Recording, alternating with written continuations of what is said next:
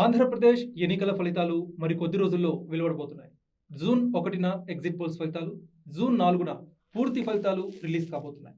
ఈ నేపథ్యంలో ఏ స్థానంలో ఏ అభ్యర్థి విజయం సాధించబోతున్నారు అనే దానిపై ప్రజలందరిలో కూడా తీవ్ర ఉత్కంఠ నెలకొంది. దాని గురించి ఈ వీడియోలో డిస్కస్ చేద్దాం. మనతో ఉన్నారు ప్రముఖ రాజకీయ జ్యోతిష శాస్త్ర విశ్లేషకులు, నిపుణులు, ఆస్ట్రాలజీలో ఎంఏ గోల్డ్ మెడలిస్ట్ అయిన ఆచార్య రాఘవేంద్ర గారు. ఆయన అడిగి ఆంధ్రప్రదేశ్లో వైసీపీకి ఎక్కువ ఎడ్జ్ ఉండే అవకాశం ఉందా, ఎన్డీఏ కూటమికి ఎడ్జ్ ఉండే అవకాశం ఉందో తెలుసుకుందాం. సార్ చెప్పండి సార్, ఆంధ్రప్రదేశ్లో ఏ పార్టీకి ఎక్కువ ఎడ్జ్ ఉండే అవకాశం ఉంది? ఈసారి చాలా హాట్ సీట్స్ ఉన్నాయి. ఏ ప్లేస్లో ఏ అభ్యర్థి విజయం సాధించబోతున్నారు మీ ద్వారా తెలుసుకుందాం అనుకుంటున్నాం. ఖచ్చితంగా అండి. మీరు గమనించినట్లయితే నేను జ్యోతిష శాస్త్రం అనేది ప్రొఫెషనల్గా ప్రాక్టీస్ స్టార్ట్ చేసిన 2006 సంవత్సరంలో అండి. ఆ తర్వాత 2009 సంవత్సరం నుంచి పొలిటికల్ ఆస్ట్రాలజీ నేను ప్రాక్టీస్ చేయడం మొదలుపెట్టాను. మొదట్లో నా దగ్గరికి వచ్చిన వారికి, అన్నుయులకి, అలాగే కొంతమంది ఆత్మీయమైనటువంటి రాజకీయ నాయకులకు మాత్రం ప్రిడిక్షన్ ఇవ్వడం అనేది చేశాను. మొట్టమొదటిసారిగా 2014 సంవత్సరంలో నేను ప్రొఫెషనల్గా చాలా రూట్ లెవెల్కి వెళ్ళి రాష్ట్ర రాజకీయాలని విశ్లేషించే ప్రయత్నం చేశాను. మీరు గమనించినట్లయితే 2014 సంవత్సరంలో దేశంలో ఏ పార్టీ వస్తుంది అనేది దాదాపుగా రాజకీయ పరిజ్ఞానం ఉన్న వాళ్ళందరూ కూడా ఈజీగా గెస్ చేయగలరు. అలాగే తెలంగాణలో టీఆర్ఎస్ పార్టీ వస్తుందని చెప్పి ఆల్మోస్ట్ అందరూ గెస్ చేయగలరు. అయితే ఎవరు ఊహించిన విధంగా 2014 సంవత్సరంలో ఆంధ్ర రాష్ట్రంలో ఏ పార్టీ వస్తుంది, ఏ పార్టీ ఓడిపోతుంది అనేది దాదాపుగా అందరూ గెస్ చేయడానికి ఇబ్బంది పడ్డారని చెప్పుకోవచ్చు. చాలామంది తలపడినటువంటి రాజకీయ నాయకుల యొక్క విశ్లేషణలను కూడా దాదాపుగా ఫెయిల్యూర్ అనేది చెప్పుకోవచ్చు. అటువంటి క్రమంలో 200 కాన్స్టిట్యున్సీస్, ఆంధ్ర రాష్ట్రంలో 175 అసెంబ్లీ కాన్స్టిట్యున్సీస్ కానివ్వండి, 25 పార్లమెంటు నియోజకవర్గాలు కానివ్వండి, వీటన్నిటికి కూడా మైన్యూట్ లెవెల్కి వెళ్ళేసి ఆయా లీడర్ల యొక్క డేటా కలెక్ట్ చేసి అక్కడ కలెక్ట్ కాని సమయంలో, అంటే ఆయా రాజకీయ నాయకుల యొక్క డేటా బర్త్ లేని సమయంలోనూ, లేదా ఏ కారణం చేతన మేము వాటిని సేకరించలేని పరిస్థితుల్లో ప్రశ్నా జ్యోతిషం ద్వారా, అలాగే నిమిత్త జ్యోతిషం, క్యాస్ట్రోగ్రఫీ వంటి జ్యోతిష్ శాస్త్రంలో ఉన్నటువంటి కొన్ని నిగూఢమైనటువంటి శాస్త్రాలను ఉపయోగించి నేను ప్రిడిక్షన్ చేసే ప్రయత్నం చేశాను. ఆ సమయంలో మీరు గమనించినట్లయితే ఆంధ్ర రాష్ట్రంలో కూటమికి 97 నుంచి 107 వరకు అసెంబ్లీ సీట్లు వస్తాయని, అలాగే 16 నుంచి 18 వరకు ఎంపీ సీట్లు వస్తాయని నేను ప్రింట్ అండ్ ఎలక్ట్రానిక్ మీడియా ద్వారా నేను అనౌన్స్ చేయడం జరిగింది. ఫలితాల తర్వాత గమనించినట్లయితే ఆశ్చర్యకరంగా చాలామంది ఆశ్చర్యపోయే విధంగా నేను చెప్పిన ప్రిడిక్షన్స్ అనేది 100కి 100 నిజం అవడం జరిగింది. కూటమికి బీజేపీతో కలుపుకొని 106 సీట్లు వచ్చినాయి. నేను 97 నుంచి 107 అన్నాను, అక్కడ 106 వచ్చినాయి. అలాగే ఎంపీ సీట్లు 16 నుంచి 18 వరకు అన్నాను, 17 సీట్లు వచ్చినాయి. సో ఆ రకంగా నేను చెప్పిన ప్రిడిక్షన్స్ 100కి 100 వాస్తవాలుగా రూపుదిద్దుకోవడం ద్వారా పలువురు మన్ననలు అనేది ఆ టైంలో పొందడం జరిగింది. అదే సమయంలో చంద్రబాబు నాయుడు గారు ఇన్వైట్ చేయడం, నన్ను అప్రిషియేట్ చేయడం కూడా జరిగింది. అవన్నీ కూడా ప్రింట్ మీడియాలో మీరు గమనించి ఉండొచ్చు. ఆ తర్వాత వచ్చినటువంటి ఉత్సాహంతో నేను కర్ణాటక, తమిళనాడు, ఛత్తీస్గఢ్, జార్ఖండ్, యూపీ, బీహారు, వెస్ట్ బెంగాల్ వంటి రాష్ట్రాల్లో కూడా నేను ప్రిడిక్షన్స్ చేయడం జరిగింది. మీరు ఈ మధ్యనే గమనించినట్లయితే 2023 సంవత్సరంలో తెలంగాణ రాష్ట్రంలో జరిగినటువంటి అసెంబ్లీ ఎన్నికల్లో నేను ఇచ్చినటువంటి ప్రిడిక్షన్ కనుక తీసుకున్నట్లయితే కాంగ్రెస్కి వచ్చేసి 65 సీట్లు వస్తాయని, ± ఒక 5 వరకు ఉండే అవకాశం ఉందని, అలాగనే ఈ టీఆర్ఎస్ పార్టీకి 40 సీట్లు వస్తాయని, ± ఒక 5 సీట్స్ వస్తాయని, అలాగే బీజేపీకి 6 సీట్లు ± 1 సీట్ వస్తుందని చెప్పి నేను చెప్పడం జరిగింది. మీరు గమనించినట్లయితే నేను చెప్పినట్టుగా పొల్లు పోకుండా జరగడం అనేది మీరు గమనించి ఉండొచ్చు.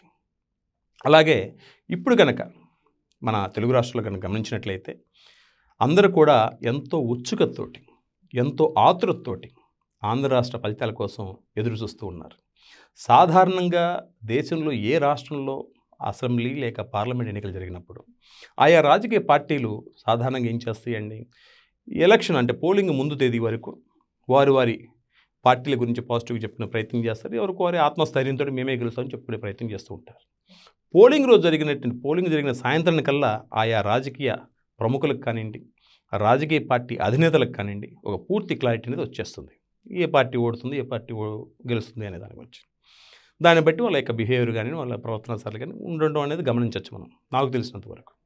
అయితే ఎన్నడూ లేని విధంగా ఈరోజు 2024 సంవత్సరంలో ఆంధ్ర రాష్ట్రంలో జరిగినటువంటి అసెంబ్లీ, పార్లమెంట్ ఎన్నికలు కనుక తీసుకున్నట్లయితే పోలింగ్ జరిగిన తర్వాత కూడా ఆ ఉత్సుకత అనేది కంటిన్యూ అవుతూ ఉందని చెప్పుకోవచ్చు. దానికి రకరకాల కారణాలు ఉండొచ్చు.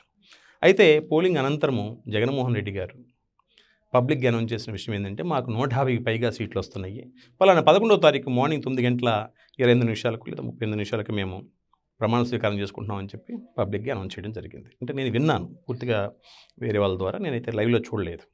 అలాగే టీడీపీ పార్టీ నుంచి కూడా 9వ తారీఖు నుంచి మేము ఇచ్చేసుకుంటామని చెప్పి వీరు కూడా చెప్పడం జరిగింది. మేబీ వయసు వరుస ఆ డేట్ ఈ డేట్ వారు చెప్పుండొచ్చేమో, లేకపోతే ఏదైనా ఉండొచ్చు.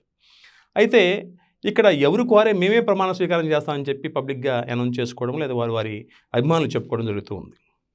అయితే ఒక జ్యోతిష విశ్లేషకులుగా, ఒక రాజకీయ జ్యోతిష ఫలితాలు చెప్పేటువంటి ఒక పండితుడిగా నేను గమనించింది ఏంటంటే, ఈ రాష్ట్రంలో అటు తెలుగుదేశం పార్టీ కానివ్వండి, లేదా కూటమి కానివ్వండి, వైఎస్ఆర్సీపీ పార్టీ కానివ్వండి, వారి స్థాయిలో ప్రయత్నం అయితే చేశారు. అయితే యాజ్ ఏ అస్ట్రాలజర్, పొలిటికల్ అస్ట్రాలజర్గా నేను నా కోణంలో పరిశోధన చేసినప్పుడు రకరకాల ఫలితాలు వచ్చినాయి. అవి మనం ఇప్పుడు తెలుసుకునే ప్రయత్నం చేద్దాం.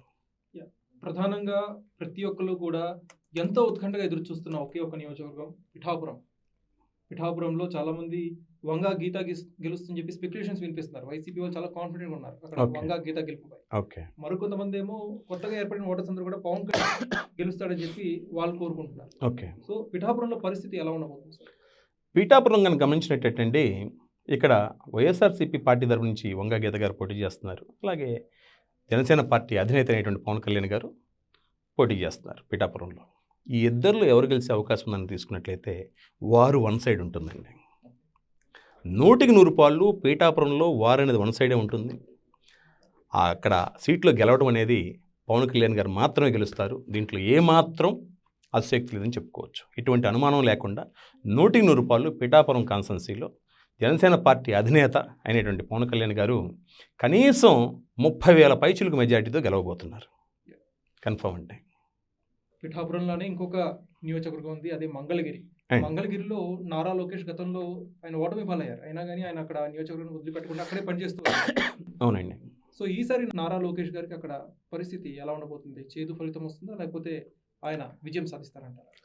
ఇక్కడ మంగళగిరి కాన్స్టిట్యున్సీ కనుక తీసుకున్నట్లయితే ఇక్కడ వైఎస్ఆర్సీపీ పార్టీ తరపు నుంచి మురుగుడు లావణ్య గారు పోటీ చేస్తున్నారండి.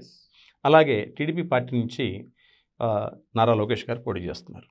వీరి జాతకాలను గమనించినప్పుడు ప్రారంభంలో మీరు కనుక తీసుకుంటే ఈ జనవరి ఫిబ్రవరి వరకు కనుక తీసుకున్నట్లయితే నారా లోకేష్ గారి జాతకం అంత అనుకూలంగా లేదండి. అయితే క్యాండిడేట్ని ఎవరు అనౌన్స్ చేస్తారు, ప్రత్యర్థి ఎవరు అన్నదాన్ని బట్టి ఒక వ్యక్తి గెలుస్తారా ఓడిపోతారో డిసైడ్ చేసుకోవచ్చు. సో అంత అనుకూలంగా లేదు వారిది. అయితే వీరి ప్రత్యర్థిగా వైఎస్ఆర్సీపీ పార్టీ నుంచి మురుగుడు లావణ్య గారిని అనౌన్స్ చేసిన తర్వాత మేము వీరిది కంపేర్ చేసి చూసినప్పుడు ఇక్కడ 100కి 2 పాళ్ళు నారా లోకేష్ గారు కనీసం 30,000 పైచిలకు మెజార్టీ తోటి గెలవబోతుండే తెలుస్తుందండి. ఇంకొకటి కుప్పంలో రీసెంట్ గా ట్రెండ్ జరిగింది.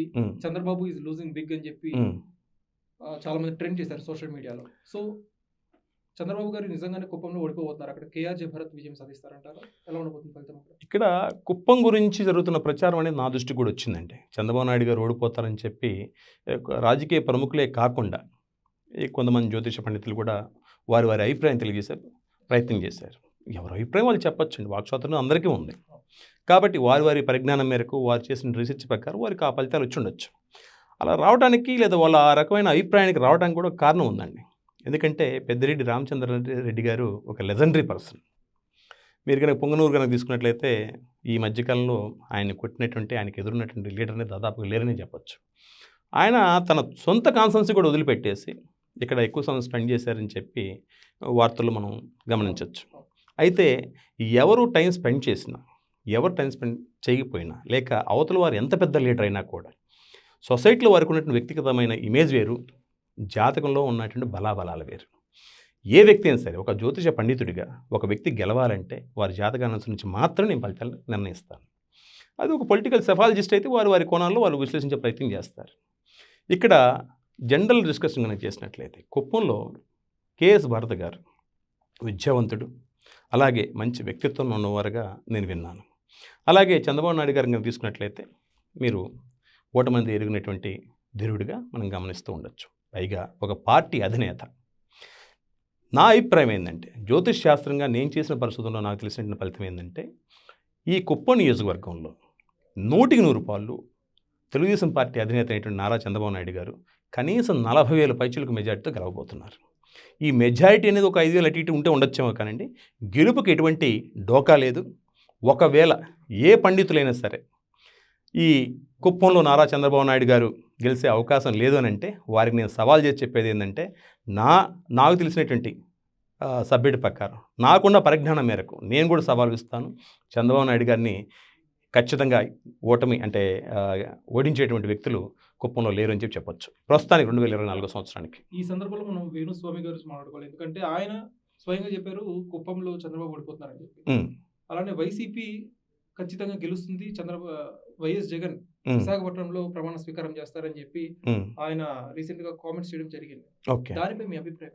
అంటే వేణుస్వామి గారు జ్యోతిష పండితుడిగా నేను చెప్తానండి.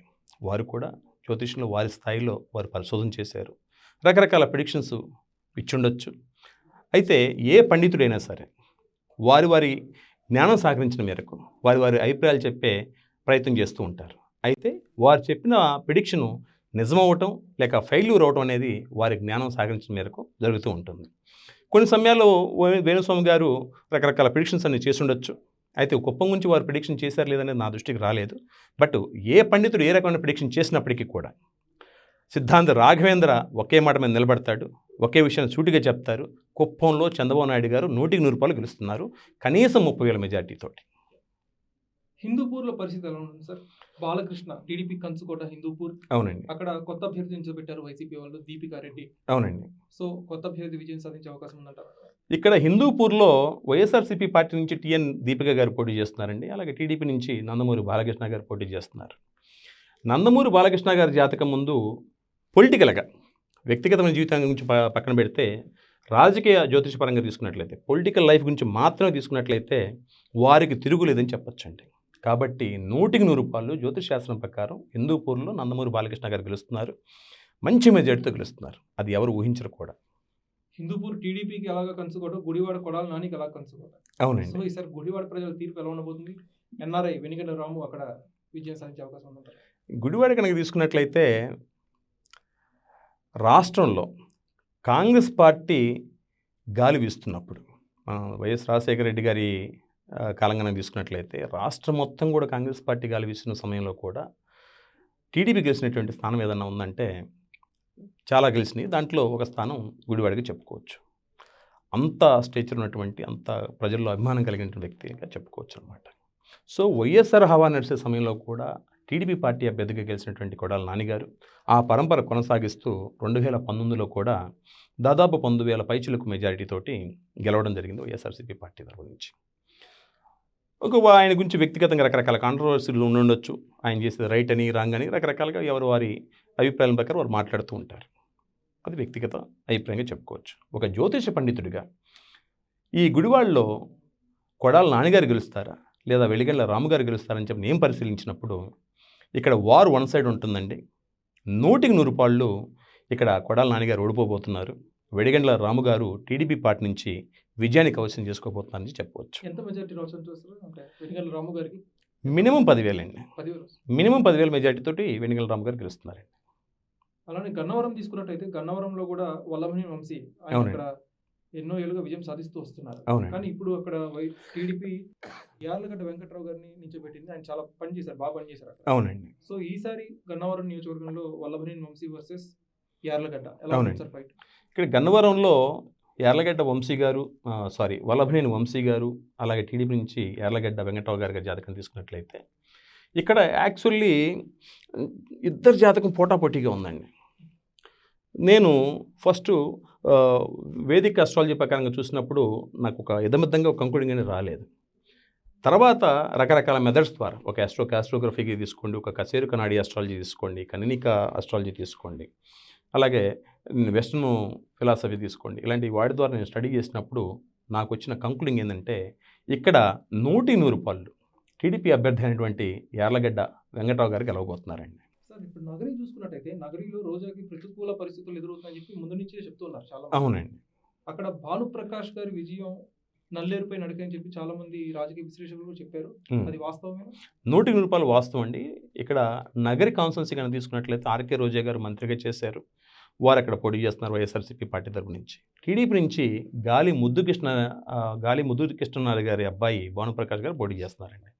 ఇక్కడ ఇద్దరు జాతకాలు కనుక గమనించినట్లయితే ఈ ఎలక్షన్స్ వచ్చినాయని కాదండి, దాదాపు ఒక 1 ఇయర్ 2 ఇయర్ 1.5 ఇయర్ నుంచి కూడా దాదాపు 1.5 ఇయర్ నుంచి కూడా జాతకం అనేది గాలి ముద్దుకృష్ణ గారి అబ్బాయి భానుప్రకాష్ గారికి అనుకూలంగా ఉందని చెప్పుకోవచ్చు. సో జ్యోతిషపరమైన విశేషంలో నాకు తెలిసింది ఏంటంటే ఇక్కడ నగర్లో ఆర్కే రోజా గారు ఓడిపోతున్నారు, టీడీపీ పార్టీ నుంచి గాలి భానుప్రకాష్ గారు గెలుస్తున్నారండి. అయితే ఇప్పుడు రోజా చూసినట్టయితే ఆమె వ్యవహార శైలి కీలకంగా మారింది. ఆమె జ్యోతిష శాస్త్రం జాతకం పక్కన పెడితే ఆమె వ్యవహార శైలి కూడా కాస్త ఆమెకి ప్రతికూలంగా మరి చెడ్డ పేరు తెచ్చిందనే వాదనలు కూడా వినిపిస్తున్నాయి. ఫర్ ఎగ్జాంపుల్ చిరంజీవి గారిని కావచ్చు, పవర్ స్టార్ పవన్ కళ్యాణ్ కావచ్చు, వీళ్ళని వ్యక్తిగతంగా అనేకసార్లు విమర్శలు చేశారు రోజా గారు. అవి ఎంత మేరకు ఆవిడకి నష్టం చేకూర్చాయంటారు? ఇక్కడ ఒక వ్యక్తిగా రోజా చేసిన పని రైటా రాంగ్ అనేది నేను జ్యోతిష పండితుడిగా విశ్లేషణ చేయకూడదండి. కానీ నా పాయింట్ ఆఫ్ వ్యూలో కనుక తీసుకున్నట్లయితే రాష్ట్రంలో కొంతమంది లీడర్లు, నాకు తెలిసినంతవరకు కొంతమంది లీడర్లు చాలా డెడికేటెడ్ పర్సన్స్ అండి. వారిలో రోజా గారు కూడా ఒకరని చెప్పి నేను అంటాను. ఎందుకనంటే రోజా గారు వైఎస్ఆర్సీపీ పార్టీలో ప్రస్తుతం ఉన్నారు. సో వారు ఎవరికి లాయల్గా ఉండాలి? వైఎస్ఆర్సీపీ పార్టీకి, ఆ పార్టీ అధినేత అయినటువంటి జగన్మోహన్ రెడ్డి గారికి లాయల్గా ఉండాలి. సో వారి యొక్క దృష్టి వీరి మీద పడే విధంగా చూసుకోవటంలోను, అలాగే వారి మన్ననలు పొందే క్రమంలో వీరు ప్రత్యర్థి పార్టీ అయినటువంటి లేక ప్రతిపక్ష పార్టీ అయినటువంటి టీడీపీ మీదకి ఒంటికాల మీద వెళ్ళటం సర్వసాధారణం. సో ఆ కోణంలో రోజా గారు కనుక తీసుకున్నట్లయితే గతంలో టీడీపీలో ఉన్నప్పుడు రాజశేఖర రెడ్డి గారి మీద ఒంటికాల మీద వెళ్ళిన సందర్భం కూడా ఉంది. ఇప్పుడు వైసీపీకి వచ్చిన తర్వాత బాబు గారిని, లోకేష్ గారిని కాకుండా పవన్ కళ్యాణ్ గారి మీద కూడా కొన్ని సమయాల్లో కొన్ని ఏదో కామెంట్ చేయటం ఇవన్నీ కూడా జరుగుతూ వచ్చినాయి. అంటే ఇక్కడ వీరిని వ్యక్తిగతంగా మనం అసెస్మెంట్ చేయకుండా వారు ఓవరాల్గా వాళ్ళు ఎలాంటి ఫిలాసఫీతో ఉన్నారు, ఎలాంటి ఐడియాలజికల్ నేచర్తో ఉన్నారు అనేది కనుక తీసుకున్నట్లయితే రోజా గారు ఏ పార్టీలో అయితే ఉంటారో ఆ పార్టీకి, ఆ పార్టీ అధినేతకి చాలా చాలా లాయల్గా ఉంటారు. వారి కోసం ఎంత ఎక్స్ట్రీమ్ లెవెల్ కన్నా వెళ్తారని చెప్పుకోవచ్చు. ఇక్కడ మరొక విషయం మనం గుర్తు చేసుకోవాలి. ఒక విజయవాడ ఈస్ట్లో పోటీ చేస్తున్నటువంటి దేవినేని అవినాష్ గారు తీసుకోండి. దేవినేని అవినాష్ గారు కూడా ఏ పార్టీలు అయితే ఉంటారో ఆ పార్టీకి 100% లాయల్గా ఉంటారు. మీరు గమనించినట్లు అంతకుముందు వాళ్ళ నాన్నగారు దేవినేని నెహ్రూ గారు కాంగ్రెస్లో ఉండేవారు.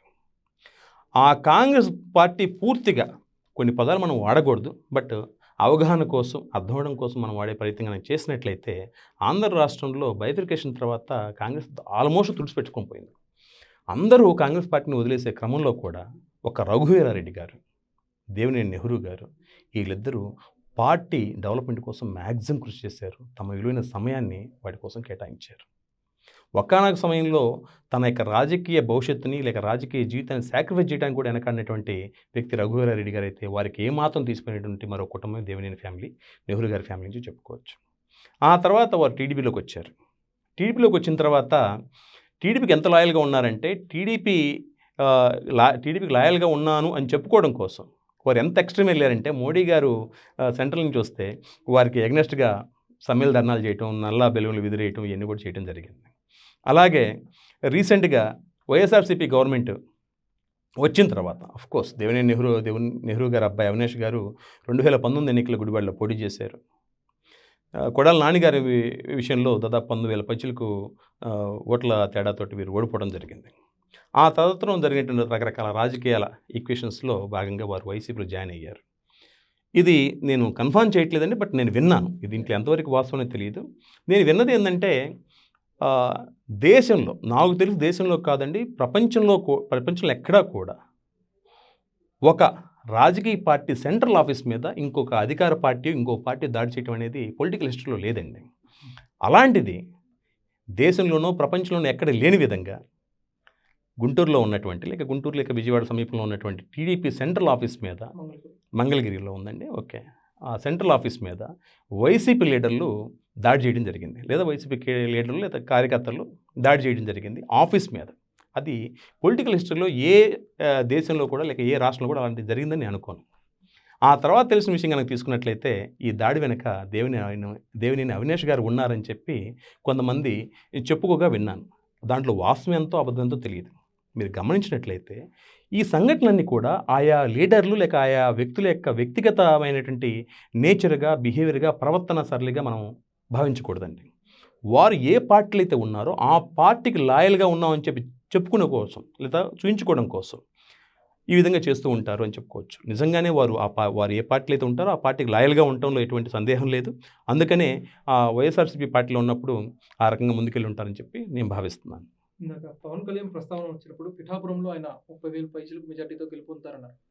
పవన్ కళ్యాణ్ గారికి లాంగ్ రన్‌లో ఒకవేళ ఎన్డీఏ కూటమి కనుక అధికారంలోకి వస్తే పవన్ కళ్యాణ్ గారికి ఏమన్నా క్యాబినెట్ ఏమన్నా మినిస్ట్రీ దక్కే అవకాశం ఉందా? ఏమోనండి, వీరికి క్యాబినెట్ మినిస్ట్రీ దక్కే అవకాశాలు ఉన్నాయండి. దాని గురించి మరోసారి నేను ఇంకొంచెం డీప్గా స్టడీ చేయాల్సిన అవసరం ఉంది వేరే వేరే మెథడ్స్ ద్వారా. అది చూసి నేను మరోసారి చెప్తానండి మీకు.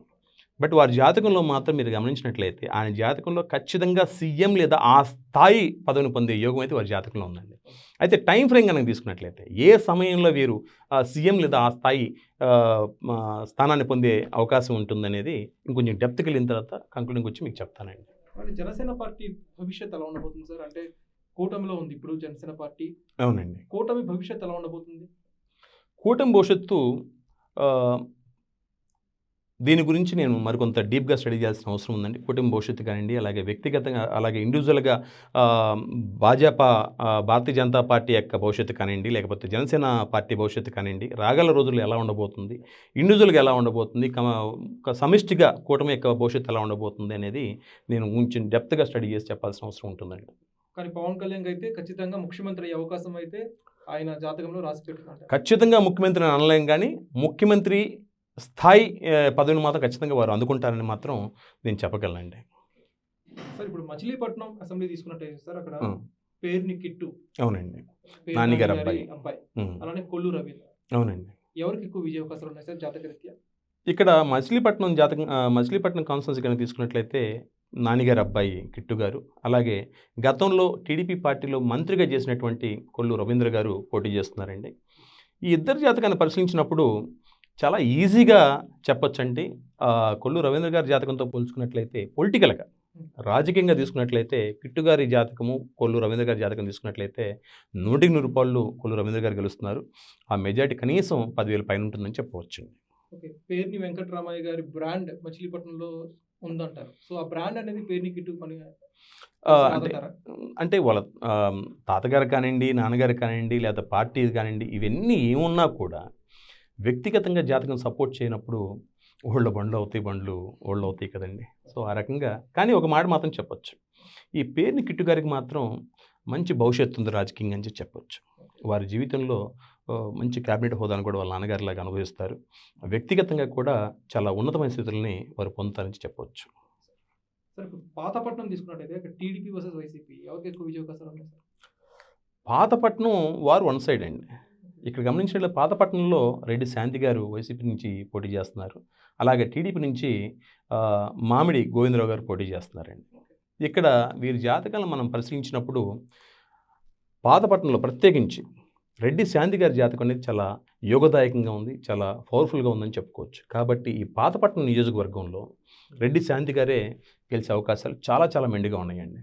ఇప్పుడు చీపురుపల్లి అనేది బొత్స సత్యనారాయణ గారికి ఒక కంచుకోట లాంటిది, లెజెండరీ పర్సన్ అండి. సో బొత్స గారు మళ్ళీ విజయం సాధించే అవకాశాలు ఉంటారు. ఇక్కడ మీరు గమనించినట్లయితే ఇక్కడ చీపురుపల్లి కాన్స్టిట్యున్సీలో వైఎస్ఆర్సీపీ పార్టీ నుంచి గతంలో మంత్రిగా చేసినటువంటి బొత్స సత్యనారాయణ గారు పోటీ చేస్తున్నారు. అలాగే టీడీపీ నుంచి కూడా అదే స్థాయి, ఇంకా చెప్పాలంటే అంతకు మించిన స్థాయి కలిగిన వ్యక్తి కిమిడి కళా వెంకటరావు గారు. వీరికి కూడా మంచి పట్టు ఉందండి. అయితే సమాజంలో ఆయా వ్యక్తులకు ఉన్నటువంటి పట్టు, పరపతి, ఆర్థికపరమైనటువంటి విషయాలు, సామాజికపరమైన విషయాలు ఇవన్నీ కూడా పక్కన పెడితే ఒక జ్యోతిష పండితుడిగా నేను ప్రతిసారి గమనించాల్సిందంటే వారి జాతకం ఎంతవరకు సపోర్ట్ చేస్తుంది, ఏ విషయంలో సపోర్ట్ చేస్తుంది, ఏ సమయంలో సపోర్ట్ చేస్తుంది అనేది మాత్రమే నేను పరిగణలో తీసుకోవాల్సిన అవసరం ఉందండి. ఆ రకంగా తీసుకున్నట్లయితే ఇక్కడ చీపురుపల్లిలో 100కి 100 రూపాయలు బొత్స సత్యనారాయణ గారు గెలుస్తున్నారు. మెజారిటీ అనేది 12,000 పైనే ఉంటుందని చెప్పుకోవచ్చు. సార్ అరకు వ్యాలీ, ఈ అరకు వ్యాలీ తీసుకున్నట్లయితే ఈ అరకు వ్యాలీలో వైఎస్ఆర్సీపీ పార్టీ నుంచి మత్స్యలింగం గారు పోటీ చేస్తున్నారండి వైఎస్ఆర్సీపీ పార్టీ నుంచి. అలాగే కూటమి పార్టీ అయినటువంటి బీజేపీ పార్టీ నుంచి పంగి రాజారావు గారు పోటీ చేస్తున్నారు. ఈ ఇద్దరు జాతకాన్ని తీసుకున్నప్పుడు 100కి 100 రూపాయలు ఇక్కడ వైఎస్ఆర్సీపీ పార్టీ అభ్యర్థి అయినటువంటి మత్స్యలింగం గారే గెలవబోతున్నారండి. సార్ ఇప్పుడు రంపచోడవరంలో ఎలా ఉంటుంది సార్ పరిస్థితి టీడీపీ వర్సెస్ వైసీపీ? ఇక్కడ రంపచోడవరం కనుక తీసుకున్నట్లయితే రంపచోడవరంలో నాగులపల్లి ధనలక్ష్మి గారు వైఎస్ఆర్సీపీ నుంచి పోటీ చేస్తున్నారు. అలాగే టీడీపీ నుంచి మిరియాల శిరీష గారు పోటీ చేస్తున్నారండి. సో ఇద్దరు జాతకం తీసుకున్నప్పుడు ఇక్కడ శిరీష గారితో పోల్చుకున్నట్లయితే ధనలక్ష్మి గారి జాతకం అనేది చాలా పవర్ఫుల్గా ఉందండి పొలిటికల్గా తీసుకున్నట్లయితే. సో ఈ రంపచోడవరంలో వారు వన్ సైడ్ ఉంటుంది. వైఎస్ఆర్సీపీ క్యాండిడేట్ అంటే ధనలక్ష్మి గారు మంచి మెజార్టీతో గెలవబోతున్నారండి. Sir next Pamarru sir. Pamarru ఈ పామర్ కనుక తీసుకున్నట్లయితే ఈ పామర్లో వైఎస్ఆర్సీపీ పార్టీ నుంచి అనిల్ కుమార్ గారు పోటీ చేస్తున్నారండి. అలాగే టీడీపీ పార్టీ నుంచి వర్ల కుమార్ రాజా గారు, మన వర్ల రామయ్య గారి ఫ్యామిలీ అనుకుంటాను, వీరు పోటీ చేస్తున్నారండి. సో ఈ ఇద్దరి జాతకాలు తీసుకున్నప్పుడు యాక్చువల్లీ చాలా టైట్గా ఉందండి. సొసైటీ పరంగా, సామాజికంగా, ఆయా పార్టీల పరంగా ఎలా ఉందంటే నాకు అంత అవగాహన లేదు. కానీ జాతక పరంగా తీసుకున్నప్పుడు ఈ అనిల్ కుమార్ గారిది అలాగే ఈ కుమార్ రాజా గారి చాలా టైట్గా ఉందండి. మనం ఈ కాన్స్టెన్సీ గురించి కంక్లూడింగ్ వచ్చేటప్పుడు ఒక 2-3 రకాలుగా మనం డెప్త్కి వెళ్ళి 1-4 సార్లు చెక్ చేయాల్సిన పరిస్థితి ఏర్పడిందండి. సో అలా రకంగా తీసుకున్నట్లయితే ఇక్కడ 100కి 100 అనిల్ కుమార్ గారు వైఎస్ఆర్సీపీ పార్టీ అభ్యర్థి గెలుస్తారని చెప్పవచ్చండి. Sir next Bapatla sir. Bapatla okay అండి. ఇక్కడ పామర్ గురించి చెప్పిన తర్వాత మీకు ఇంకో విషయం కూడా చెప్పాలండి. మీరు పోలవరం కనుక తీసుకున్నట్లయితే ఈ పోలవరంలో రాజ్యలక్ష్మి గారు వైఎస్ఆర్సీపీ పార్టీ నుంచి పోటీ చేస్తున్నారండి. రాష్ట్రంలో ప్రజలందరూ ఆసక్తిగా ఎదురు చూసేటువంటి కాన్సెన్స్లో ఈ పోలవరం కూడా ఒకటండి. ఎందుకంటే పోలవరం ప్రాజెక్ట్ ఉంది. టీడీపీ మేం చేసామని చెప్పంటే వైఎస్ఆర్సీపీ వచ్చేసి మేం చేసామని, మీ తప్పు అంటే మీ తప్పని ఒకరికొకరు ఏదో కామెంట్ చేసుకుంటూ ఉన్నారు. సో ఇట్లో పార్టీ పరంగా ఎవరిది రైట్ ఎవరిది రాంగ్ అనే విషయం పక్కన పెడితే ఇక్కడ జాతక పరంగా ఒక జ్యోతిష పండితుడిగా పోలవరంలో ఏ పార్టీ అభ్యర్థి గెలుస్తారు, దాన్ని బట్టి ఆయా ప్రాంత ప్రజలు దేన్ని నమ్ముతున్నారనేది. ప్రధానంగా పోలవరం ఇంకా పూర్తి చేయలేదని విమర్శ అటు టీడీపీ పై ఉంది, వైసీపీ పై ఉంది. అవునండి. ప్రజా తీర్పు అనేది చాలా ఉత్కంఠగా ఉంది. Yes, exactly. కాబట్టి పోలవరం చాలా ఇంపార్టెంట్. ప్రజలందరూ కూడా పోలవరం యొక్క రిజల్ట్ని బట్టి ఒక అంగుళం వచ్చే అవకాశాలు కూడా ఉండొచ్చేమో. అనేక రకాల అంశాలు ఉంటాయి, ప్రభావితం చేశాయి. అయితే ఈ పోలవరం ప్రజలు ఏ విధంగా ఉన్నారనే అంశం కనుక తీసుకున్నట్లయితే జాతకపరంగా ఇక్కడ రాజ్యలక్ష్మి గారు వైసీపీ నుంచి పోటీ చేస్తున్నారు. అలాగనే కూటమి పార్టీ అనేటువంటి జనసేన పార్టీ నుంచి బాలరాజు గారు పోటీ చేస్తున్నారు. ఇక్కడ పోలవరంలో ఆ నియోజకవర్గంలో ప్రజల యొక్క అభిప్రాయం ఎలా ఉంది అనేది మనం చెప్పలేం. కానివ్వండి, జాతకపరంగా తీసుకున్నట్లయితే వీరు రాజ్యలక్ష్మి గారు గెలిచే అవకాశాలు ఎక్కువగా ఉన్నాయి.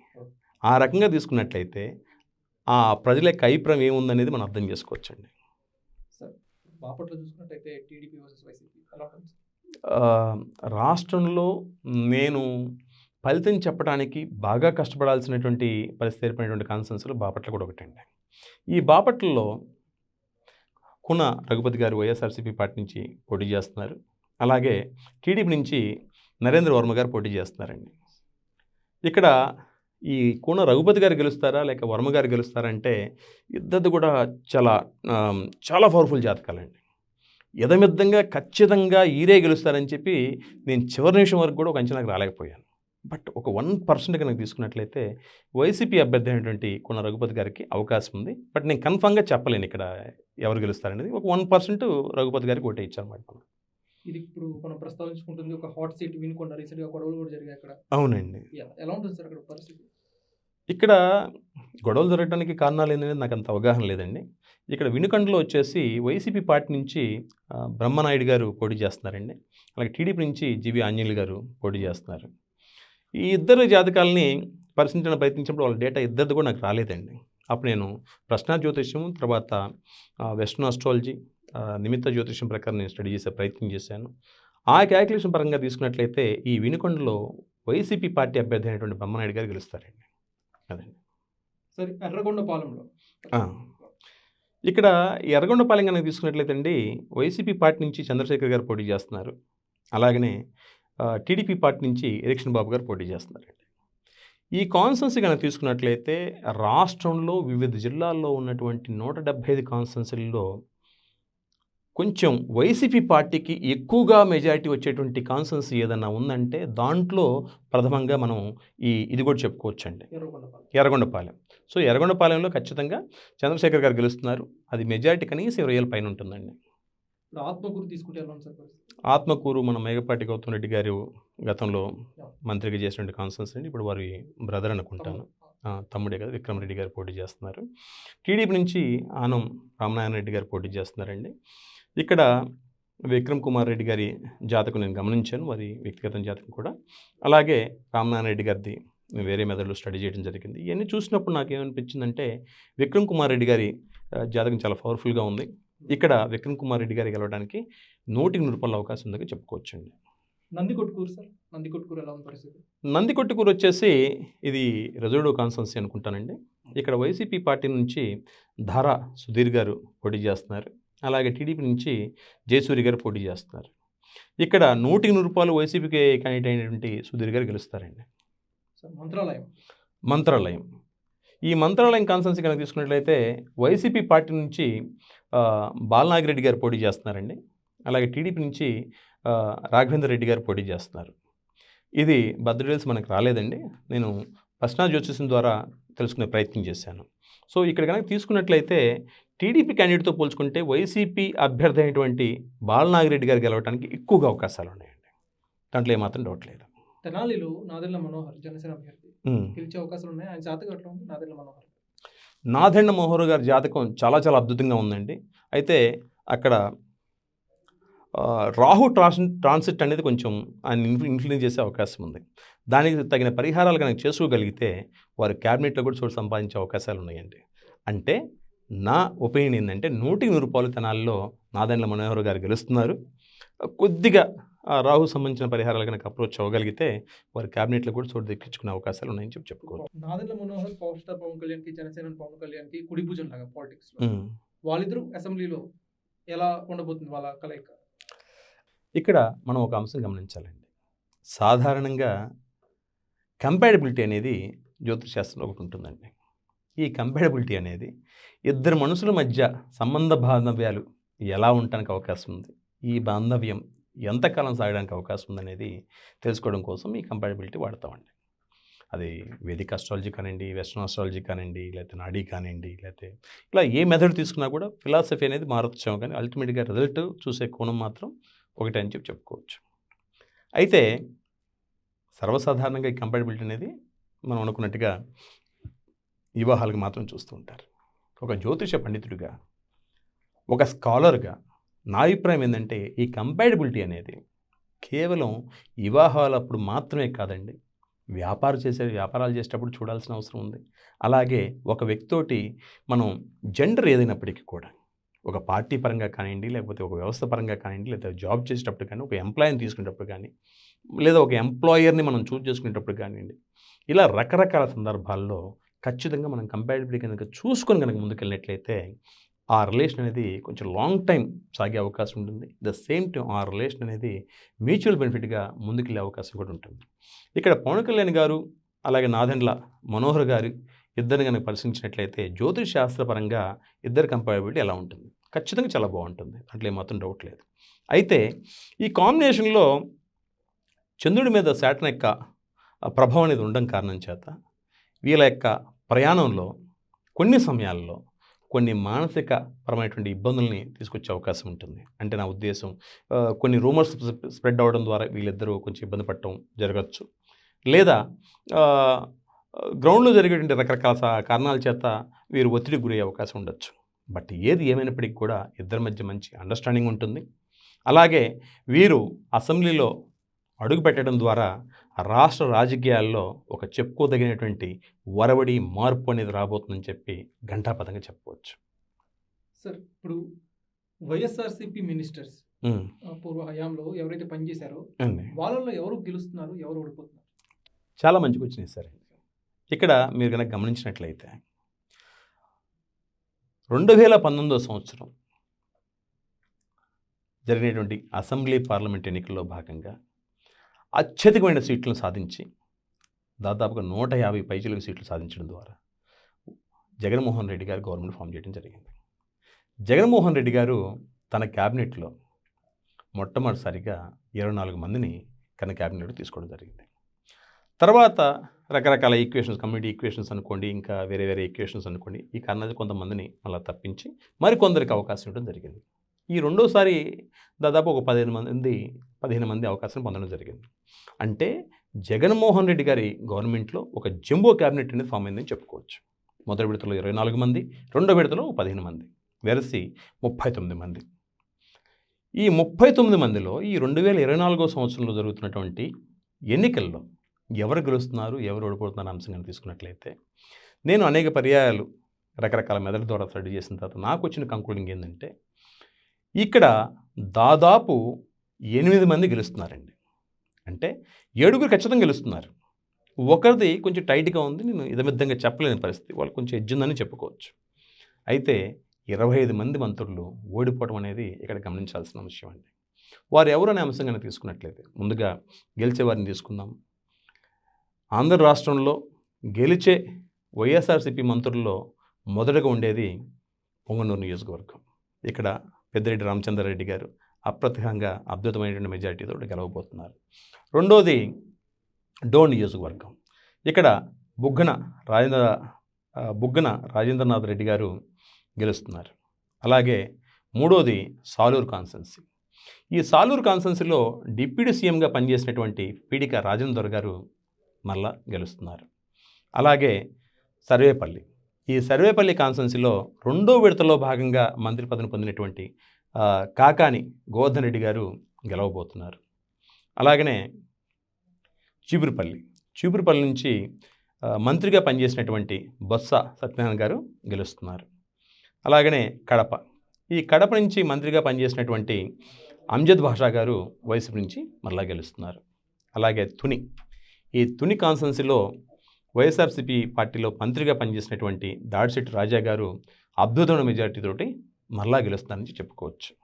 అలాగనే ఇక చివరిగా కురుపాం కాన్స్టెన్సీ. ఈ కురుపాం కాన్స్టెన్సీ కనుక తీసుకున్నట్లయితే ఇక్కడ డిప్యూటీ సీఎంగా పనిచేసినటువంటి పాముల పుష్పశ్రీవాణి గారు పోటీ చేస్తున్నారు. వీరి ప్రత్యర్థిగా టీడీపీ పార్టీ నుంచి తోయక జగదీశ్వర్ గారు పోటీ చేస్తున్నారు. ఇక్కడ ఇదమిద్దంగా వీరు గెలుస్తారని ఖచ్చితంగా చెప్పలేని పరిస్థితి అండి. కానీ బాగా డెప్త్ కనుక స్టడీ చేసినట్లయితే ఒక 1% అది డిప్యూటీ సీఎం పాముల పుష్పశ్రీవాణి గారికి ఎడ్జ్ ఉందని చెప్పుకోవచ్చు. ఖచ్చితంగా వీరు గెలుస్తారని చెప్పలేను, బట్ గెలవడానికి అవకాశం ఉంది. మిగతా వాళ్ళంతా కూడా ఏ పార్టీ అయినప్పటికీ కూడా వీళ్ళు ఖచ్చితంగా గెలుస్తున్నారు, వీళ్ళు ఓడిపోతున్నారు గంటపదంగా చెప్పగలిగాను. కానీ ఈ కాన్స్టెన్సీ విషయంలో డిప్యూటీ సీఎంగా పనిచేసినటువంటి పాముల పుష్పశ్రీవాణి గారు గెలవడానికి కొద్దిగా అవకాశం ఉందని చెప్తున్నాను, కన్ఫర్మ్గా చెప్పలేకపోతున్నాను. ఇకపోతే వైసీపీ పార్టీలో మంత్రులుగా పనిచేసిన వారిలో ఓడిపోయే సీట్లు కనుక తీసుకున్నట్లయితే ఇక్కడ మనం ఆల్రెడీ డిస్కస్ చేసుకున్నాం, 25 మంది మంత్రులు ఓడిపోయే అవకాశాలు ఎక్కువగా ఉన్నాయని. వారిలో ప్రధానంగా తీసుకున్నట్లయితే గాజువాక కాన్స్టెన్సీ నుంచి గుడివాడ అమర్నాథ్ గారు ఓడిపోతున్నారు. అలాగే పెనుకొండ కాన్స్టెన్సీ నుంచి కేవి ఉషశ్రీచరణ్ గారు ఓడిపోతున్నారు. అలాగే సంతనూతలపాడు కాన్స్టెన్సీ నుంచి మేరుగ నాగార్జున గారు ఓడిపోతున్నారు. నగర్ నుంచి ఆర్కే రోజా గారు ఓడిపోతున్నారు. అమలాపురం నుంచి పినిపే విశ్వరూప్ గారు ఓడిపోతున్నారు. రాజమండ్రి రూరల్ నుంచి వేణుగోపాలకృష్ణ గారు ఓడిపోతున్నారు. గోపాలపురం నుంచి తానేటి వనిత గారు ఓడిపోతున్నారా? ఈ విషయం కనుక తీసుకున్నట్లయితే ఇక్కడ గోపాలపురంలో తానేటి వనిత గారికి ప్రత్యర్థిగా మద్దిపాటి వెంకటరాజు గారు పోటీ చేస్తున్నారు. ఇక్కడ చాలా టైట్గా ఉంది. ఇదమిద్దంగా వీళ్ళు ఖచ్చితంగా ఓడిపోతారు లేదా ఖచ్చితంగా గెలుస్తారని చెప్పి చెప్పలేనటువంటి పరిస్థితుల్లో కొన్ని కాన్స్టెన్సీలు ఉన్నాయి. వాటిలో కూడా ఇది కూడా ఒకటి. అయితే ఇక్కడ తానేటి వనిత గారు అలాగే మద్దిపాటి వెంకటరాజు గారు ఇద్దరిని కనుక గమనించినట్లయితే నాకు ఒక 1% ఎడ్జి టీడీపీ క్యాండిడేట్ ఏంటంటే వెంకటరాజు గారికే ఉంది.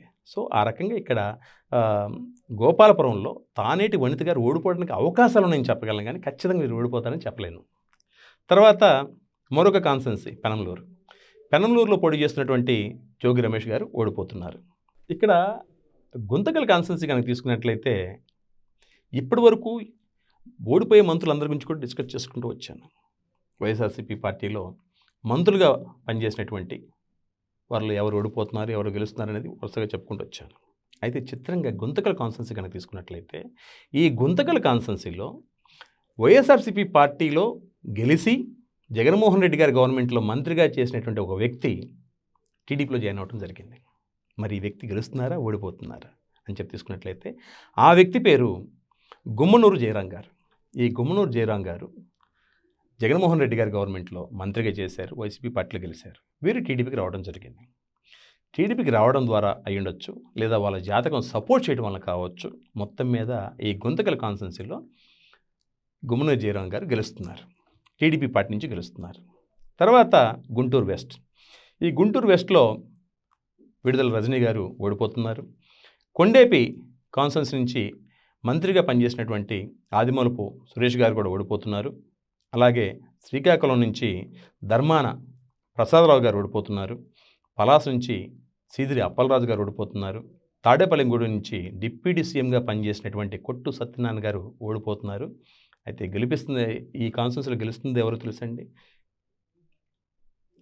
తాడేపల్లిగూడెంలో ఒక డిప్యూటీ సీఎంగా పనిచేసినటువంటి కొట్టు సత్యనారాయణ గారిని ఓడిస్తున్న వ్యక్తి జనసేన పార్టీకి సంబంధించినటువంటి బోలిశెట్టి శ్రీనివాస్ గారు. ఇది గమనించాల్సిన విషయం. అలాగే తణుకు నుంచి పోటీ చేస్తున్నటువంటి కారుమూరి వెంకట నాగేశ్వరరావు గారు, వీరు కూడా మంత్రిగా చేశారు, వీరు కూడా ఓడిపోతున్నారు. అలాగే తాడికొండ కాన్స్టిట్యున్సీ నుంచి మేఘతోటి సుచరిత గారు ఓడిపోతున్నారు. గుడివాడ నుంచి కొడాల నానిగారు ఓడిపోతున్నారు. ఏలూరు నుంచి డిప్యూటీ సీఎంగా పనిచేసినటువంటి ఆల నానిగారు ఓడిపోతున్నారు. విజయవాడ సెంట్రల్ నుంచి వెల్లంపల్లి శ్రీనివాస్ గారు ఓడిపోతున్నారు. నరసన్నపేట నుంచి ధర్మాన కృష్ణదాస్ గారు ఓడిపోతున్నారు. భీముల నుంచి ముత్తంశెట్టి శ్రీనివాసరావు గారు ఓడిపోతున్నారు. అలాగే అచంట్ నుంచి రంగనాథ రాజు గారు ఓడిపోతున్నారు.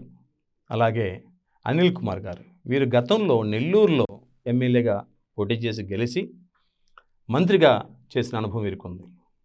ఒక రకంగా చెప్పాలంటే ఆయన పొలిటికల్ భాషలో ఏదో చెప్తారండి, జైంట్ కిల్లర్ ఏదో అంటారు. మంత్రి గారి మీద గెలిచారని చెప్పి విన్నాను నేను. మంత్రి నారాయణ గారి మీద గెలిచారని చెప్పి విన్నాను. సో వారు మంత్రిగా చేశారు జగన్మోహన్ రెడ్డి గారి గవర్నమెంట్లో. అయితే వీరు ఇప్పుడు ఎమ్మెల్యేగా కాకుండా ఎంపీగా నరసరావుపేట నుంచి పోటీ చేస్తున్నారు. ఎంపీగా పోటీ చేస్తున్నప్పటికి కూడా ఓడిపోయే మంత్రి ఎవరైనా ఉన్నారు అని అంటే వారు అనిల్ కుమార్ గారు అని చెప్పి చెప్పుకోవచ్చు. వీరి మీద టీడీపీ పార్టీ అభ్యర్థి అయినటువంటి లావు శ్రీకృష్ణదేవరాయలు గారు గెలుస్తున్నారని చెప్పి చెప్పవచ్చు. అలాగే ఒంగోలు నుంచి గతంలో మంత్రిగా చేసినటువంటి బాలినేని శ్రీనివాసరెడ్డి గారు కూడా ఓడిపోతున్నారు. ఈ కాన్స్టిట్యున్సీలో దామచల జనార్దన్ రావు గారు మంచి మెజార్టీ, కనీసం 10,000 పైచిలకు మెజార్టీతో గెలవబోతున్నారని చెప్పవచ్చు. అలాగే కాకినాడ రూరల్ నుంచి కురసాల కన్నబాబు గారు ఓడిపోతున్నారు. ఇలా మనం వరుసగా అన్ని విషయాలు డిస్కస్ చేయొచ్చు. సో ఇప్పుడు జిల్లాల వారీగా చూసుకుంటే శ్రీకాకుళం జిల్లాలో 10 అసెంబ్లీ స్థానాలు ఉన్నాయి. 10 అసెంబ్లీ స్థానాలకు గాను ఎన్డీఏకి ఎన్ని వస్తాయి, వైసీపీకి ఎన్ని వస్తాయి? జిల్లాల వారీగా అనాలిసిస్ చేసుకుంటే ఓకే అండి. ఇక్కడ ఆంధ్ర రాష్ట్రంలో 175 అసెంబ్లీ కాన్స్టిట్యున్సీస్ ఉన్నాయండి. అలాగే జిల్లా పరంగా తీసుకున్నట్లయితే మనం ఉమ్మడి జిల్లాల గురించి మాట్లాడుకుందాం, ఎందుకంటే అది బాగా మైండ్లో రిజిస్టర్ అయిందండి. తర్వాత కొత్తగా వచ్చిన జిల్లాల గురించి మన ప్రేక్షకుల్లో అందరికీ అంతగా రిజిస్టర్ ఉండకపోవచ్చు, కొంతమందికి అవగాహన ఉండకపోవచ్చు, ఎక్కువ మందికి అవగాహన ఉండొచ్చు. బట్ దాన్ని సులభతరం చేసే ప్రయత్నంలో భాగంగా మనం ఉమ్మడి జిల్లాల వారీగా చెప్పుకునే ప్రయత్నం చేద్దాం. సో ఉమ్మడి జిల్లాలు 13, మొత్తం నియోజకవర్గాలు 175. ఈ 175 కాన్స్టిట్యున్సీల్లో 13 జిల్లాలకు సంబంధించి కనుక తీసుకున్నట్లయితే శ్రీకాకుళం ఉమ్మడి జిల్లాలో మొత్తం 10 నియోజకవర్గాలు ఉన్నాయండి. ఉమ్మడి శ్రీకాకుళం జిల్లాలో మొత్తం 10 నియోజకవర్గాలు ఉన్నాయి. ఈ 10 నియోజకవర్గాలకు గాను టీడీపీ పార్టీ 7 గెలుస్తుందండి. వైఎస్ఆర్సీపీ పార్టీ 3 గెలుస్తుంది.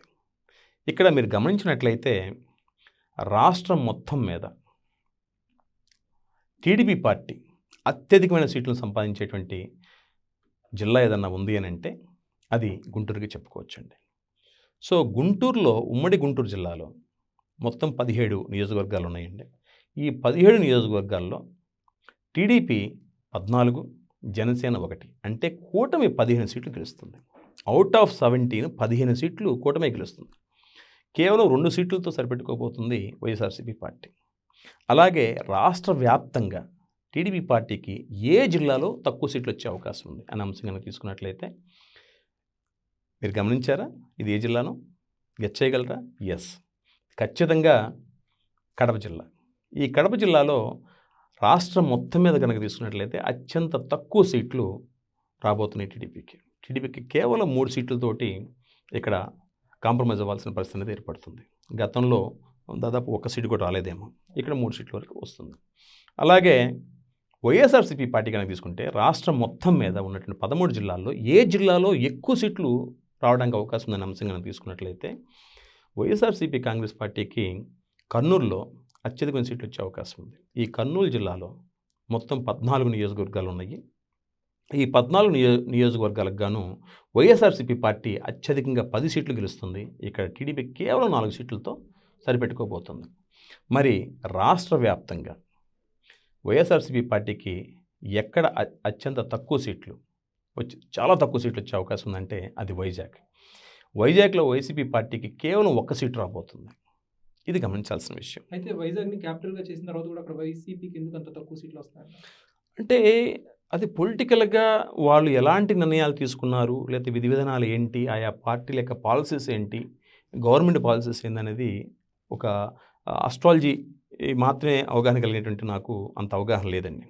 బట్ యాజ్ ఎ ప్రొఫెషనల్ అస్ట్రాలజర్గా, పొలిటికల్ అస్ట్రాలజీ స్టడీ చేసే వ్యక్తిగా నేను చెప్పగలిగింది ఏంటంటే ఏ కాన్సెన్స్లో ఏ పార్టీ తరపు నుంచి ఎవరు పోటీ చేస్తున్నారు, ఆ తలపడేటువంటి ప్రత్యర్థులు ఎవరైతున్నారో, ప్రధాన పార్టీల యొక్క అభ్యర్థులు ఎవరైతున్నారో వారి జాతకాన్ని అనుసరించి ఎవరు గెలుస్తున్నారు, ఏ పార్టీ వాళ్ళు గెలుస్తున్నారు, ఏ పార్టీ ఓడిపోతున్నారని చెప్పగలను. ఇలా ఓవరాల్గా నేను క్యాలిక్యులేట్ చేసుకుంటూ వచ్చినప్పుడు ఒక జిల్లాకు వచ్చేసి ఈ పార్టీకి ఇన్ని వస్తున్నాయి, ఈ పార్టీకి ఇన్ని వస్తున్నాయి చెప్తున్నాను. అయితే ఈ పార్టీ ఓడిపోవడానికి లేక ఈ క్యాండిడేట్ ఓడిపోవడానికి పొలిటికల్గా ఏమై ఉండొచ్చు అనేది as a layman, as a అస్ట్రాలజర్గా నేను ప్రిడిక్ట్ చేయలేకపోవచ్చు. యాజ్ ఎ సెఫాలజిస్టులు కొంతమంది చేయొచ్చు, వాళ్ళే చేస్తారు.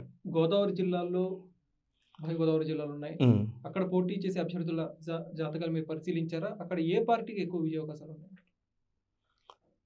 రైట్ అండి. ఉభయ గోదావరి జిల్లాల గురించి చెప్పబోయే ముందు మనం ఒక ఆర్డర్లో వస్తే మన ప్రేక్షకులకు కూడా కొంత ఈజీగా అర్థం చేసుకోవడానికి అవకాశం ఉంటుంది. వాళ్ళు కూడా కొంతమంది ఉత్సుకతతోటి నేను చెప్పే ప్రతి ఫలితాన్ని కూడా రాసుకునే ప్రయత్నం చేస్తూ ఉన్నారు. అది మనం గమనించవచ్చు. ఎందుకంటే ఫలితాల అనంతరం సిద్ధాంత రాఘవేంద్ర గారి యొక్క క్రెడిబిలిటీ ఏంటి, వారు చెప్పింది ఎంతవరకు వాస్తవం అయ్యే అవకాశం ఉంది, ఎంతవరకు వారిని నమ్మొచ్చు అనేది తెలుసుకునే ప్రయత్నంలో ప్రేక్షకులు చాలామంది నేను చెప్పే ఫలితాలని నోట్ చేసుకునే ప్రయత్నం చేస్తున్నారు. కాబట్టి వాళ్ళకి అనుకూలంగా మనం 1 by 1 చెప్పుకుంటూ వస్తే బాగుంటుందండి. ఇక్కడ శ్రీకాకుళం జిల్లా కనుక తీసుకున్నట్లయితే ఉమ్మడి శ్రీకాకుళం జిల్లాలో మనం ఆల్రెడీ డిస్కస్ చేసాము. మొత్తం 10 నియోజకవర్గాలు ఉన్నాయి. ఇక్కడ ఈ 10 నియోజకవర్గాల్లో టీడీపీ పార్టీ 7, వైఎస్ఆర్సీపీ పార్టీ 3 సీట్లని కైవసం చేసుకోబోతుంది. అలాగే విజయనగరం కనుక తీసుకున్నట్లయితే విజయనగరంలో మొత్తం 9 నియోజకవర్గాలు ఉన్నాయి. ఈ 9లో వైసీపీ 6 సీట్లు, టీడీపీ 3 సీట్లని కైవసం చేసుకోబోతుంది. అలాగే వైజాగ్ కనుక తీసుకున్నట్లయితే వైజాగ్లో మొత్తం 15 నియోజకవర్గాలు ఉన్నాయి. ఈ 15 కాన్స్టిట్యున్సీల్లో టీడీపీ 9, జనసేన 4, బీజేపీ 1, అంటే మొత్తం 15 సీట్లలో కూటమి 14 సీట్లు గెలిచేస్తుంది. కేవలం 1 సీటుతోటి వైసీపీ సరిపెట్టుకోబోతుంది. అలాగే ఈస్ట్ గోదావరి కనుక తీసుకున్నట్లయితే ఈస్ట్ గోదావరి జిల్లాలో మొత్తం 19 కాన్స్టిట్యున్సీస్ ఉన్నాయి. ఈ 19 కాన్స్టిట్యున్సీకి గాను టీడీపీ 10 సీట్లు, జనసేన 5 సీట్లు, వైసీపీ 3 సీట్లు, బీజేపీ 1 సీటు గెలవబోతుంది. అంటే అవుట్ ఆఫ్ 19లో కేవలం 3 సీట్లతోటి వైసీపీ సరిపెట్టుకుంటుంది. 16 సీట్లలో కూటమి గెలుస్తుందని చెప్పుకోవచ్చు. అలాగే వెస్ట్ గోదావరి కనుక తీసుకున్నట్లయితే మొత్తం 15 సీట్లు ఉన్నాయి. ఈ 15 సీట్లకు గాను టీడీపీ 8 సీట్లు, జనసేన 5, వైసీపీ 2, అంటే అవుట్ ఆఫ్ 15 సీట్లలో కేవలం 2 సీట్లు మాత్రమే వైసీపీకి వస్తున్నాయి. 13 సీట్లు కూటమి గెలుచుకుంటుందని చెప్పవచ్చు. అలాగే కృష్ణా జిల్లా కనుక తీసుకున్నట్లయితే మొత్తం 16 కాన్స్టిట్యున్సీస్ ఉన్నాయి. ఈ 16 కాన్స్టిట్యున్సీల్లో టీడీపీ 11, జనసేన 1, బీజేపీ 1 గెలుస్తున్నాయి. ఇక్కడ గమనించినట్లయితే వైసీపీ పార్టీకి 2 లేదా 3 వచ్చే అవకాశం ఉంది. ఇక అత్యధికంగా ఆంధ్ర రాష్ట్రంలో గుంటూరు జిల్లాలో టీడీపీకి ఎక్కువ సీట్లు రాబోతున్నాయని ఆల్రెడీ మనం డిస్కస్ చేసాము. ఇక్కడ మొత్తం 17 కాన్స్టిట్యున్సీస్ ఉన్నాయి. టీడీపీకి 14, వైసీపీకి 2, జనసేనకి 1 రాబోతున్నాయి. ప్రకాశం జిల్లాలో మొత్తం 12 సీట్లు ఉన్నాయి. ఉమ్మడి ప్రకాశం జిల్లాలో ఈ ఉమ్మడి ప్రకాశం జిల్లాలో ఉన్న 12 సీట్లలో కేవలం 2 సీట్లతోటి వైసీపీ సరిపెట్టుకుంటుంది. 10 సీట్లలో కూటమి గెలుస్తుందని చెప్పుకోవచ్చు. ఇక్కడ కూటమి అంటే కంప్లీట్గా టీడీపీ మాత్రం పోటీ చేస్తుంది కాబట్టి 10 సీట్లు కూడా టీడీపీ అని చెప్పుకోవచ్చు. అలాగనే నెల్లూరు జిల్లా కనుక తీసుకున్నట్లయితే నెల్లూరు జిల్లాలో టీడీపీ పార్టీ 6 గెలుస్తుంది. అంటే మొత్తం 10 సీట్లు ఉన్నాయి. టీడీపీ పార్టీ 6 గెలుస్తుంది. వైసీపీ 2 గెలుస్తుంది. 2 సీట్లు బాగా టైట్గా ఉన్నాయి. బట్ అవి కూడా నేను వైసీపీ వైపే ఎడ్జ్ ఉన్నట్టుగా చెప్పడం జరుగుతుంది. కడప జిల్లా కనుక తీసుకున్నట్లయితే ఉమ్మడి కడప జిల్లాలో మొత్తం 10 కాన్స్టిట్యున్సీస్ ఉన్నాయి. ఈ 10లో 7 వైసీపీ గెలుస్తుంది. కేవలం 3 సీట్లతోటి టీడీపీ సరిపెట్టుకోబోతుందని చెప్పవచ్చు. అలాగే కర్నూలు జిల్లా రాష్ట్ర వ్యాప్తంగా ఉన్న 13 జిల్లాల్లో అత్యధికంగా వైఎస్ఆర్సీపీ పార్టీకి కర్నూలు జిల్లాలో ఎక్కువ సీట్లు రాబోతున్నాయి. అవుట్ ఆఫ్ 14 10 సీట్లలో వైసీపీ విజయదుందుబి ముగించబోతుంది. కేవలం 4 సీట్లతోటి టీడీపీ సరిపెట్టుకోబోతుంది. అనంతపురం జిల్లా కనుక తీసుకున్నట్లయితే ఈ ఉమ్మడి అనంతపురం జిల్లాలో మొత్తం 14 నియోజకవర్గాలు ఉన్నాయి. ఈ 14 కాన్స్టిట్యున్సీల్లో టీడీపీ 11 సీట్లు గెలుస్తుంది. వైసీపీ కేవలం 2 సీట్లతో గెలుస్తుంది. కాంగ్రెస్ అత్యద్భుతంగా 1 సీట్లో గెలిచే అవకాశం ఉంది. ఆ కాన్స్టిట్యున్సీ మడగసిర. అలాగే చిత్తూరు కాన్స్టిట్యున్సీ కనుక తీసుకున్నట్లయితే చిత్తూరు కాన్స్టిట్యున్సీలో మొత్తం 14 సీట్లు ఉన్నాయి. ఈ 14 నియోజకవర్గాల్లో టీడీపీ పార్టీ 9 గెలవబోతుంది. వైసీపీ 5 గెలవబోతుంది. సో ఓవరాల్గా తీసుకున్నట్లయితే ఆంధ్ర రాష్ట్రంలో ఉన్నటువంటి 175 అసెంబ్లీ కాన్స్టిట్యున్సీల్లో టీడీపీ అత్యధికంగా 105 సీట్లని కైవసం చేసుకోబోతుంది. జనసేన 16 సీట్లు గెలవబోతుంది. బీజేపీ 3 సీట్లు గెలవబోతుంది. అలాగే వైఎస్ఆర్సీపీ పార్టీ 50 సీట్లు గెలవబోతుంది. అలాగే 1 సీట్లో కాంగ్రెస్ గెలవబోతుంది. సో మొత్తం కలుపుకున్నట్లయితే అత్యధికంగా టీడీపీ మరియు కూటమితో కలిపి 124 సీట్లు గెలవబోతుంది. వైఎస్ఆర్సీపీ పార్టీ 50 సీట్లతో గెలవబోతుంది. కాంగ్రెస్కి 1 సీటు రాబోతుంది. ఇవి ఫలితాలు. ఇప్పుడు లోక్సభలో 25 సీట్లకు గాను టీడీపీ ఎన్ని గెలిచే అవకాశం ఉంది, వైసీపీ ఎన్ని గెలిచే అవకాశం ఉంది? టీడీపీ ఇన్ ద సెన్స్ కూటమి, ఎన్డీఏ కూటమి. ఓకే, ఆంధ్ర రాష్ట్రంలో కనుక తీసుకున్నట్లయితే మొత్తం 25 పార్లమెంటు స్థానాలు ఉన్నాయి. ఈ పార్లమెంటు స్థానాల్లో 2 స్థానాల్లో జనసేన విజయదుందుబి అనేది మోగించబోతుంది. ఆ మాట ఎందుకన్నానో మీకు అర్థమైంది. ఈ 2 స్థానాలు ఏమిటి అనేది తీసుకున్నట్లయితే కాకినాడ, మచిలీపట్నం. కాకినాడ నుంచి ఉదయ్ శ్రీనివాస్ గారు గెలుస్తున్నారు. మచిలీపట్నం నుంచి బాలశౌరి గారు గెలుస్తున్నారు. ఈ 2 స్థానాలు జనసేన సాధించబోతుంది. అలాగే రాష్ట్ర వ్యాప్తంగా ఉన్నటువంటి 25 పార్లమెంట్ స్థానాల్లో 4 స్థానాల్లో బీజేపీ గెలవబోతుంది. బీజేపీ సాధించబోయే స్థానాలు వరుసగా రాజంపేట, నరసాపురం, రాజమండ్రి, అనకాపల్లి. ఇక్కడ రాజంపేట కనుక తీసుకున్నట్లయితే ఇక్కడ ఎక్స్ సీఎంగా పనిచేసినట్టు నల్లారి కిరణ్ కుమార్ రెడ్డి గారు గెలుస్తున్నారు. నరసాపురంలో శ్రీనివాస్ వర్మ గారు గెలుస్తున్నారు. రాజమండ్రిలో పురంధేశ్వర్ గారు గెలుస్తున్నారు. అనకాపల్లిలో సీఎం రమేష్ గారు గెలుస్తున్నారు. ఇక రాష్ట్ర వ్యాప్తంగా ఉన్నటువంటి 25 పార్లమెంటు స్థానాల్లో వైసీపీ కేవలం 6 స్థానాలతో సరిపెట్టుకోబోతుంది. ఆ 6 స్థానాలు వరుసగా నంద్యాల, కడప, తిరుపతి, ఏలూరు, విజయనగరం, అరకుగా చెప్పుకోవచ్చు. ఇక్కడ మనం గమనించినట్లయితే నంద్యాలలో బ్రహ్మానందరెడ్డి గారు గెలుస్తున్నారు వైసీపీ నుంచి. అలాగే కడప నుంచి వైఎస్ అవినాష్ రెడ్డి గారు గెలుస్తున్నారు. తిరుపతి నుంచి గతంలో ఎంపీగా పోటీ చేసి గెలిచినటువంటి గురుమూర్తి గారు గెలుస్తున్నారు. అలాగే ఏలూరు నుంచి కారుమూరి సునీల్ గారు గెలుస్తున్నారు. విజయనగరం నుంచి చంద్రశేఖర్ గారు గెలుస్తున్నారు. అరకు నుంచి తనుజా నాయుడు గారు గెలుస్తున్నారు. ఇక అవుట్ ఆఫ్ 25 పార్లమెంట్ కాన్స్టిట్యున్సీల్లో టీడీపీ అత్యధికంగా 13 సీట్లు ఇండివిజువల్గా గెలవబోతుంది. ఈ 13 సీట్లు కనుక తీసుకున్నట్లయితే దాంట్లో మొదటిది కర్నూలు, అనంతపురము, హిందూపురము, చిత్తూరు, నెల్లూరు, ఒంగోలు, బాపట్ల, నరసరావుపేట, గుంటూరు, విజయవాడ, అమలాపురం, వైజాగ్, శ్రీకాకుళంగా మనం భావించవచ్చు. ఇక్కడ ప్రతి కాన్స్టిట్యున్సీలో కూడా మనం ఆ కాన్స్టిట్యున్సీలో ఆయా పార్టీల తరపు నుంచి పోటీ చేస్తున్నటువంటి వ్యక్తులు కనుక తీసుకున్నట్లయితే కర్నూలు నుంచి నాగరాజు గారు పోటీ చేస్తున్నారు. వారు ఖచ్చితంగా గెలుస్తున్నారు. అలాగే అనంతపురం నుంచి లక్ష్మీనారాయణ గారు గెలుస్తున్నారు. హిందూపురం నుంచి బీకే పాదసారథి గారు టీడీపీ నుంచి గెలుస్తున్నారు. చిత్తూరు నుంచి ప్రసాదరావు గారు గెలుస్తున్నారు. అలాగే నెల్లూరు నుంచి వేమిరెడ్డి ప్రభాకర్ రెడ్డి గారు గెలుస్తున్నారు. ఒంగోలులో మాగుండ శ్రీనివాసరెడ్డి గారు గెలుస్తున్నారు. బాపట్ల నుండి కృష్ణప్రసాద్ గారు గెలుస్తున్నారు. నరసరావుపేట నుంచి లావు కృష్ణదేవరాయలు గారు గెలుస్తున్నారు. గుంటూరు నుంచి పెమ్మసాని చంద్రశేఖరరావు గారు గెలుస్తున్నారు. విజయవాడ నుంచి కేసినేని చిన్ని గారు గెలుస్తున్నారు. వైజాగ్ నుంచి బాలకృష్ణ గారి అల్లుడు శ్రీ భరత్ గారు గెలుస్తున్నారు. శ్రీకాకుళం నుంచి కింజరపు ఎర్రనాయుడు గారు అబ్బాయి కింజరపు రామ్మోహన్ నాయుడు గారు గెలుస్తున్నారు. సో ఓవరాల్గా తీసుకున్నట్లయితే 25 పార్లమెంటు నియోజకవర్గాల్లో కూటమి అత్యధికంగా 19 సీట్లలో గెలుస్తుంది. 19లో ముఖ్యంగా టీడీపీ 13, భారతీయ జనతా పార్టీ 4, జనసేన 2 సీట్లలో గెలుస్తుంది. మొత్తం కలిపి 19 సీట్లు కూటమికి రాబోతున్నాయి. వైఎస్ఆర్సీపీకి 6 సీట్లు రాబోతున్నాయిగా చెప్పచ్చు. సరే, ఇప్పుడు ఉండి నియోజకవర్గం తీసుకుంటే అక్కడ ట్రిపులర్ రఘురామకృష్ణరాజు గారు పోటీ చేస్తున్నారు. అక్కడ రెబల్ అభ్యర్థి కూడా ఉన్నారు. అవునండి. సో అక్కడ జాతకరీత్యా రఘురామకృష్ణరాజు గారికి విజయ అవకాశాలు ఎక్కువ ఉన్నాయి, లేకపోతే ఓటమి అవకాశాలు? 100కి 100 పాళ్ళు ఉండి నియోజకవర్గంలో రఘురామకృష్ణరాజు గారు గెలుస్తున్నారండి. ఇక్కడ ఆ ఉండి నియోజకవర్గం అనేది నేను 1కి 4 సార్లు నేను పరిశీలించడం జరిగింది. అలాగే రకరకాల మెథడ్ ద్వారా డీప్గా వెళ్ళి స్టడీ చేయడం జరిగింది. ఇక్కడ కొంత టైట్గా ఉన్నమాట అయితే వాస్తవమే. ఫైనల్గా గెలవడం మాత్రం రఘురామకృష్ణరాజు గారు మాత్రమే గెలుస్తున్నారు, దాంట్లో ఏమాత్రం డౌట్ లేదండి. అలాగే వీరు గెలిచిన తర్వాత రాజకీయాల్లో వీరు ఒక ప్రముఖ పాత్ర పోషించబోతున్నారు. ఆ వివరాలు మనం మరికొంత డీటెయిల్గా మరోసారి డిస్కస్ చేద్దాం. తెలంగాణ లోక్సభ ఎన్నికలు జరిగాయి. కాంగ్రెస్, బీజేపీ, బీఆర్ఎస్ ఏ పార్టీకి ఎక్కువ సీట్లు లభించే అవకాశం ఉంది సార్? ఈ తెలంగాణ పార్లమెంట్ ఎన్నికల గురించి మనం చెప్పబోయే ముందు ఒక విషయం చెప్పాలండి.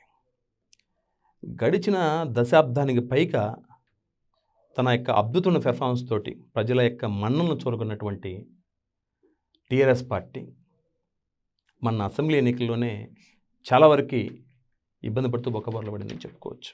చాలా అవమానకరమైన పరిస్థితుల్లో అపోజిషన్లోకి వెళ్ళడం జరిగిందని చెప్పుకోవచ్చు. అయితే ఏది ఏమైనప్పటికీ కూడా తెలంగాణలో మెజార్టీ సభ్యులు భావించేది ఏదైనప్పటికీ కూడా వాస్తవాలు మనం అంగీకరించాలి.